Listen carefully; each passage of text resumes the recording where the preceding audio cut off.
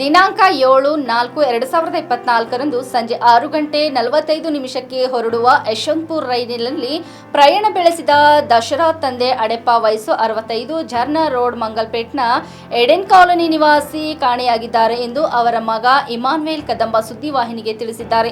ಅವರ ಸಂಬಂಧಿಕರು ಒಬ್ಬರು ಯಶವಂತಪುರ ರೈಲು ನಿಲ್ದಾಣದಲ್ಲಿ ದಿನಾಂಕ 8-4-2024 ಬೆಳಗ್ಗೆ 9 ಸುಮಾರಿಗೆ ಕಾಣಿಸಿಕೊಂಡಿದ್ದಾರೆ ಎಂದು ತಿಳಿದು ಬಂದಿದೆ.